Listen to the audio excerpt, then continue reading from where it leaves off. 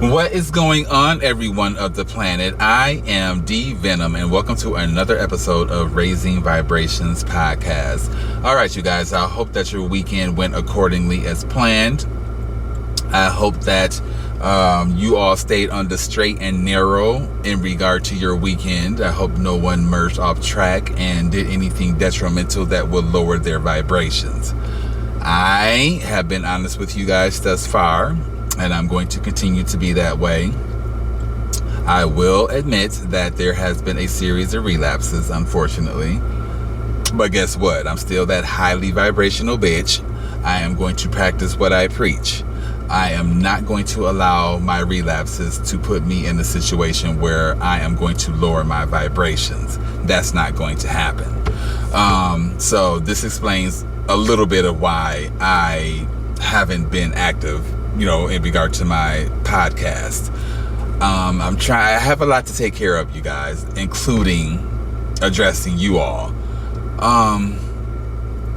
But aside from that, life is grand. I'm still being blessed by these angelic numbers. They probably came through even more when I was going through my relapse.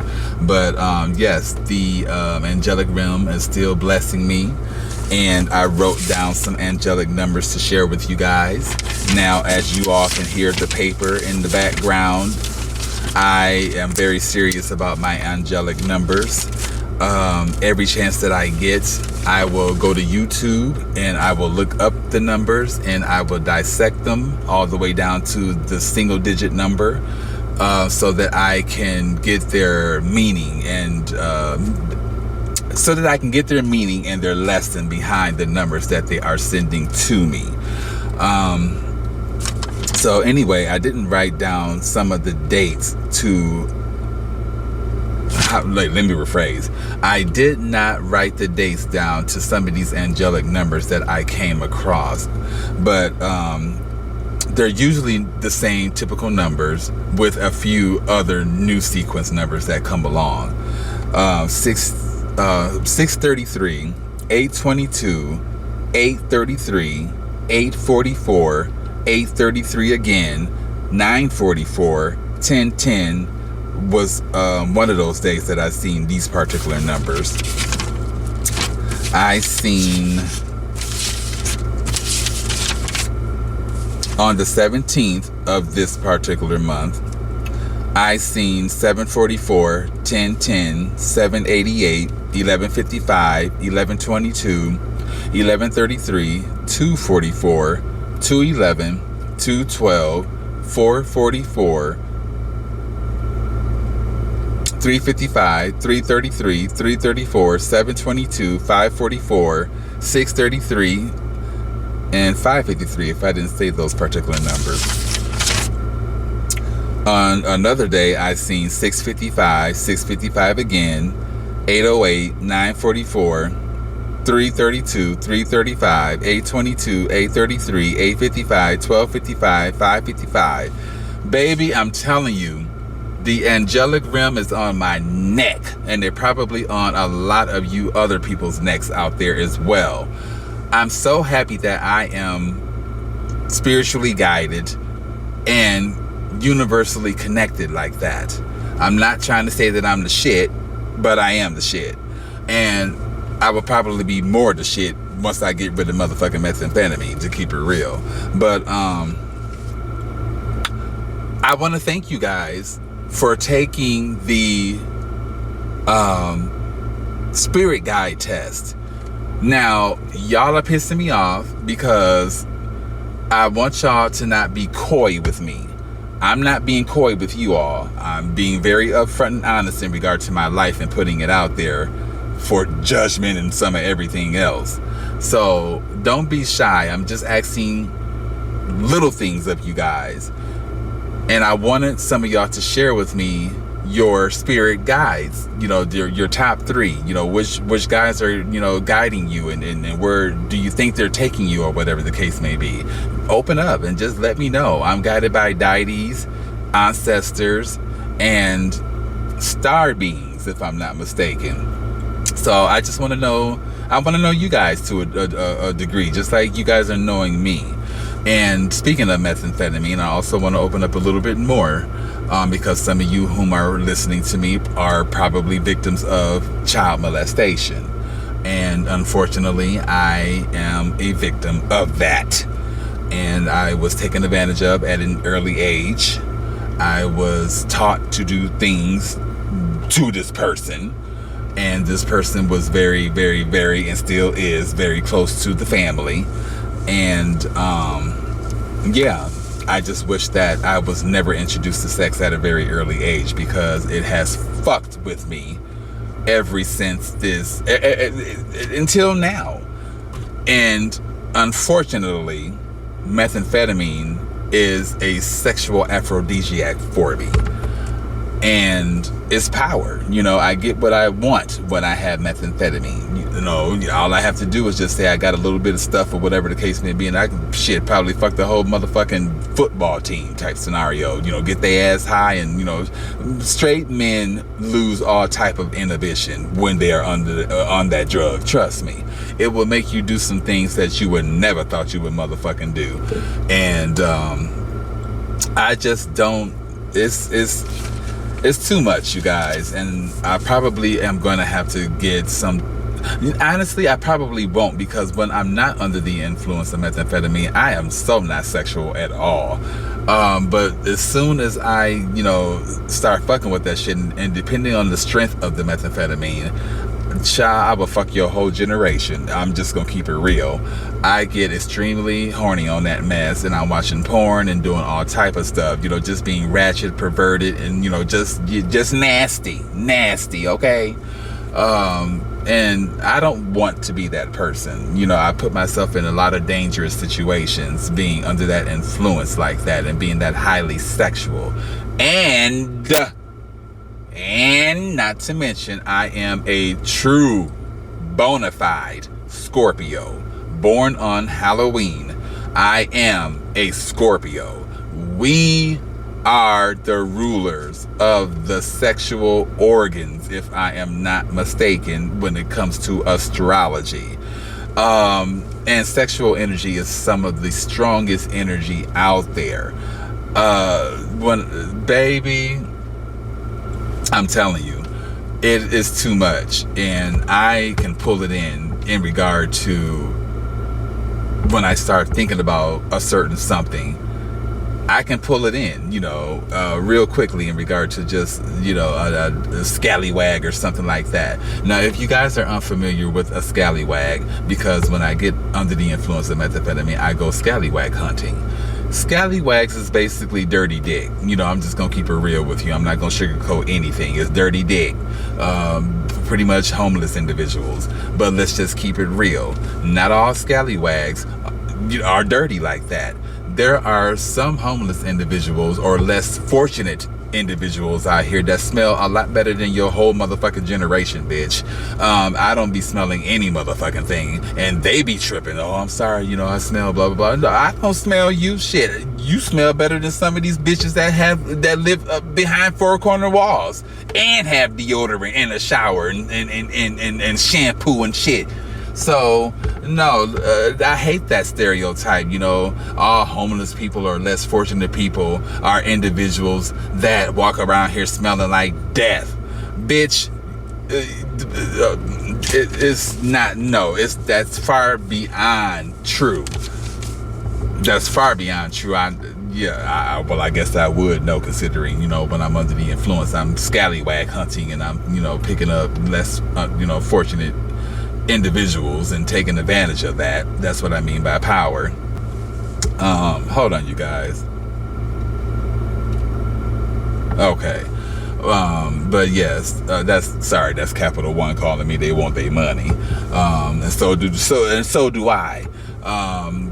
I'm gonna have to talk about this situation at a different time, but I was working for a company and they pretty much played me, and they never, you know, paid me my motherfucking money. So I went through the labor board, blah blah blah blah blah blah. But yes, being molested and child methamphetamine don't work out for me.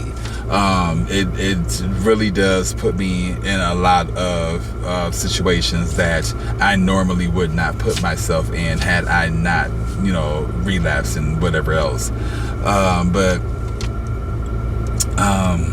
You guys, it's just about being strong, and it's just about not giving in to the devil. The devil is going to tempt us at any chance he can get, and if he can overpower and conquer, that's what the fuck he's going to do. And I'm just not, he has a fight with me, you know what I mean? It's just like I give into temptation, but at the same time I'm a fighter, and I fight through it, and I want you guys to do the same thing. But I was going to say I'm probably going to have, let me stop and slow down, because I get tongue-tied sometimes with my ADHD and trying to get all my sentences across, because I have so many things on my mind that I want to share, and it all comes out kind of conjoined, so to speak, if that's the right word. But it is the right motherfucking word, but I'm not tripping about. But I don't think I need sexual... Well, maybe I do need to talk to someone about my sexual abuse trauma, because that is trauma. And the fact that it has, some power over me, but that's only when I'm under the influence of methamphetamine. When I'm not under the influence of methamphetamine, I'm not sexual at all like that. I can give a damn about, your dick and your coochie, your titties, your legs, your booty cheeks. I don't care nothing about that. In fact, keep that shit away from me. But yeah, get me under the influence of methamphetamine and hide all your penis, honey. Just keeping it real.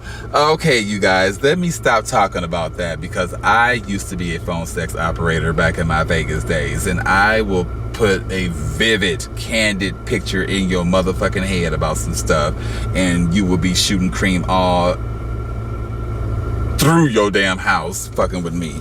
Okay, power. We're going to talk about power, because I'm changing the subject real quick here.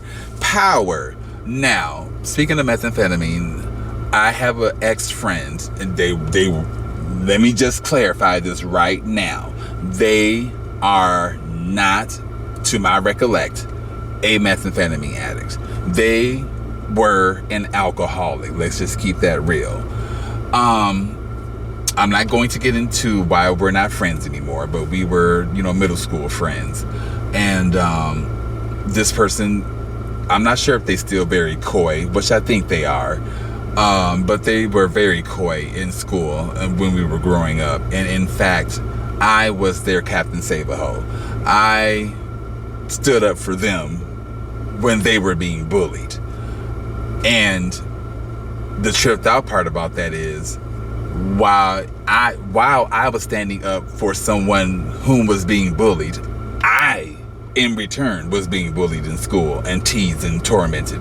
So I'm trying to stand up for my own damn, self, while defending someone else who couldn't stand up for themselves.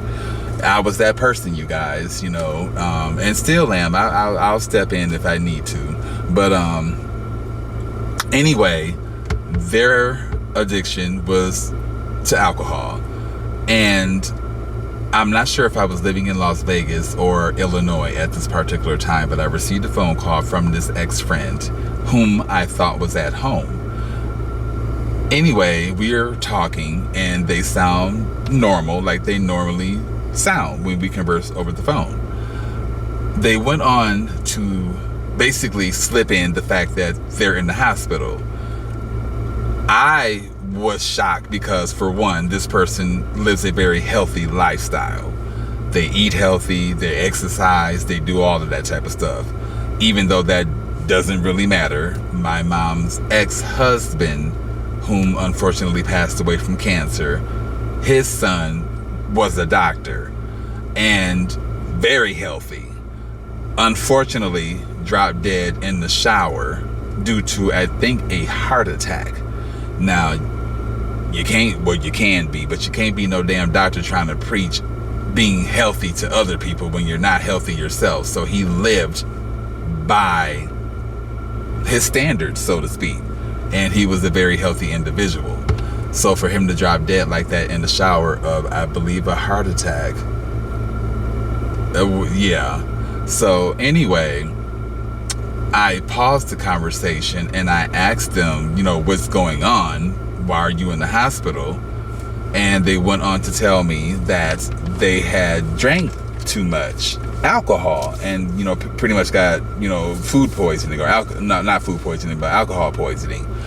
And I'm like, damn, I knew that they drank alcohol, but I didn't know to that extreme. And that's when they pretty much sobered themselves up. And as a test to them own selves, they kept that very bottle that placed them in the hospital, because their drink of choice was vodka. I do believe this person would put it down when it came to that vodka. Okay.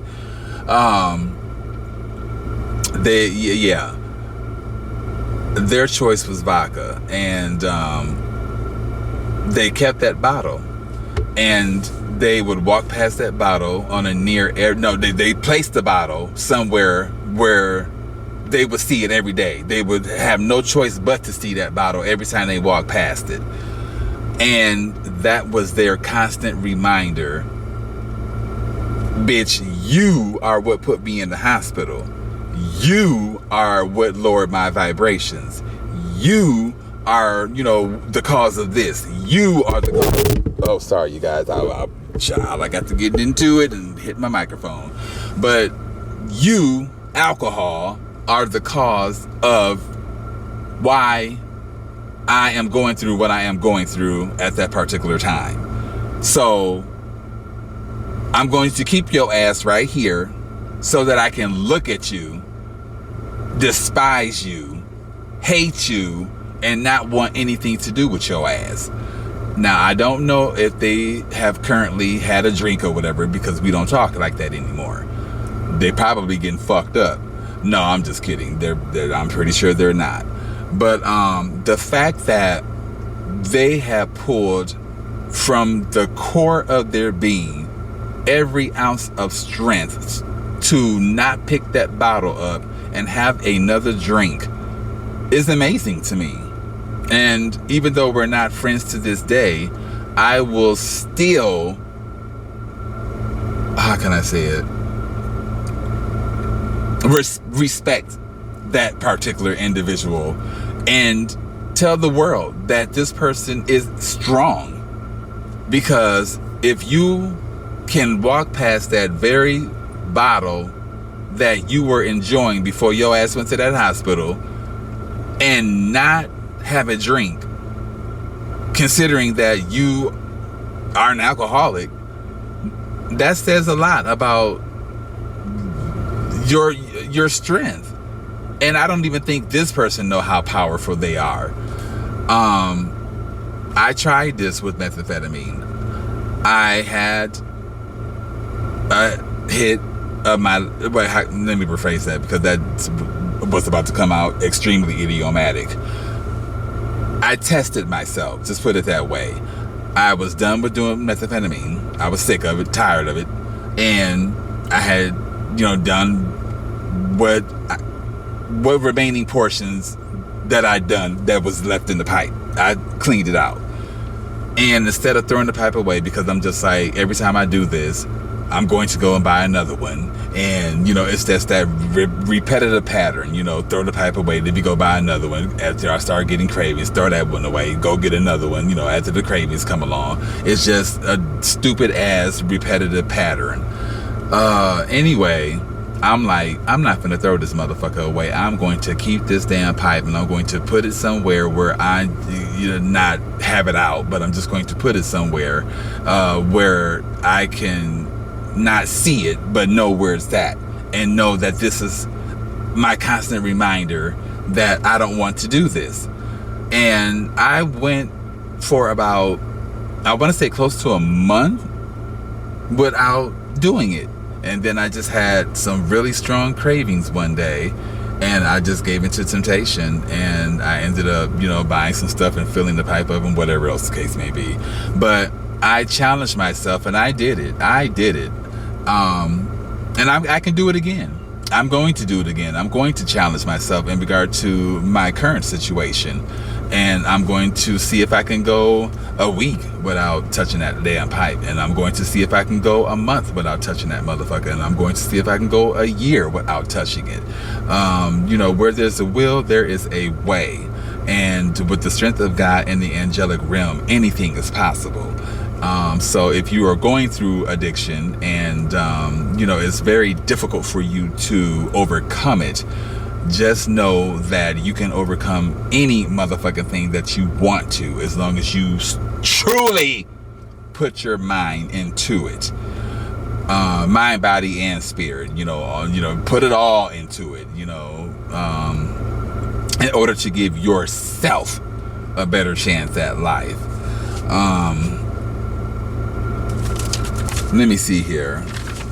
I'm going through my notes because there's some things that I want to share with you all. I'm going to be conducting a couple of interviews with a few people, if all goes well, which I do believe that it should. One of the people that I want to interview is Sequoia Moon. Sequoia Moon is a tarot reader on YouTube, and I absolutely adore Sequoia. She keeps it real in regard to her readings, and she will let you know that you are about to get your ass beat, so don't go outside. She will let you know if if your husband is digging down another bitch. She will let you know if you are about to drop dead, soon. Sequoia don't play the games. She is very open and honest in regard to her readings.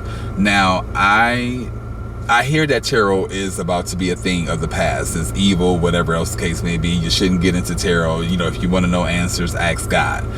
I just feel like tarot is another channel for God and the angelic realm to get their message out to the person that they are delivering it to. And I take what resonates with me and I discard the rest. Yeah, she's one. I also want to interview my therapist. I just, want you guys to meet them. They're very cool. They're, sexuality is not a big thing in regard to my therapist, but they are, gay. And we get on that phone and we talk about some of everything, aside from getting me on the straight and narrow. But my therapist is cool. I enjoy them. And, I'm tired of going through therapists. I'm sick of telling my business. Obviously not. I'm on YouTube, Instagram, is Podbean, and some of everything else telling my business. But, I get tired of telling my business to counselors, and all of a sudden something happens where the counselor has moved on and you don't see them again, or anything can happen to where you don't see that counselor anymore, and you done sat there and told all your motherfucking business. I mean, you guys get what I'm saying. And it's just like, damn, if I would have known that, I wouldn't have sat here and told you all this damn shit. But I feel like my relationship with this particular counselor, unless I choose to move on because I'm not getting anything from it, will be a lasting relationship. Anyway, you guys, I've been doing some research in regard to how to add music and things like that to my podcast. And there is a platform by the name of, oh God, it's on the tip of my tongue.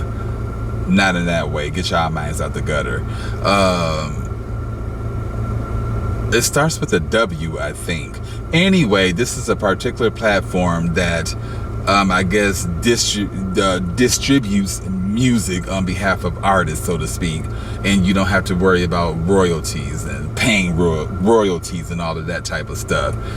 They do the work for you, and you just pick and choose what music you want. I think it's free. Anyway, I'll just do some more research because I cannot wait to start incorporating music with my podcast. It's going to be the shit. I'm just gonna say it once I figure all of this out. Anyway, let me see what other things that I want to talk to you guys about, or foreshadow to you guys that we'll be talking about in future episodes. So let me go through my notes here. Oh, here we go, right here. Stories that I want to tell my podcast. Mommy was or is my cat that unfortunately passed away. I was abusive in regard to my cat, and I did a little something that I don't want to break down, you guys, because I just really never took accountability for my actions in regard to what I did to my cat while being under the influence of methamphetamine in Las Vegas. But my cat was there for me. I'm sorry, you guys. My cat was there for me through a lot, especially when it came down to my psychosis back in Vegas. My cat basically sacrificed herself for my life in a spiritual sense. I'm going to stop because I'm getting teary-eyed because I miss my cat. And I wish she was here, because it gets a little lonely sometimes. And she would always lay on my belly or down by my feet. And I don't have that anymore. So, you know, I miss her. She was a very special cat. Beautiful colors. And I just feel like that's my spirit guide, my animal spirit guide out there, helping me along the way and continuing to sacrifice her life for mine. Thank you, Mommy. Okay, my grandmother's mermaid story. I will still tell you guys about that. I found the notes. I thought that I shredded them, because I will shred some of everything, but I didn't. So we will talk about that. We will talk about some of my psychosis stories that I had in Vegas while under the influence of methamphetamine. I will talk about why I quit the casino, if I haven't already talked about that. I don't think I did. I don't think that I did. I'm going to talk about the zoo scenario. I used to volunteer at the zoo, and some things occurred, and they got rid of my ass. My mom's story of her ex-boyfriend who nearly murdered her, and how my brother and I, yes, I have a brother. I should have said elder sibling, so that could have not been none of any of y'all business. But now y'all know that I do have an elder sibling, and it is a he. So I do have an older brother. Yeah, we seen all of that. I'll get into the story at a different time. There's a lot that I want to talk to you guys about. My life can be a fucking movie, and it would be the shit, bitch. I'm telling you. From prostitution to methamphetamine to living as a damn transsexual woman. Baby, my life could definitely be a damn Hollywood movie. All right, you guys. I'm going to end this particular podcast and get some things accomplished. I need to start really pouring a lot of thought into what I want to do next regarding a job, because I have to get to work. I am, excuse me, I'm rubbing my eyes because I feel like I have something in it. But I've been spending quite a bit of money, unfortunately, on methamphetamine, and I have bills to pay coming up. You know what I'm saying? So it's just like, hopefully, with what money that I do have coming in, this will be enough to keep me afloat for another month or so until I get a job. It's a lot, you guys. It's a lot. But you know what? As long as I have you guys out there on my side, all can be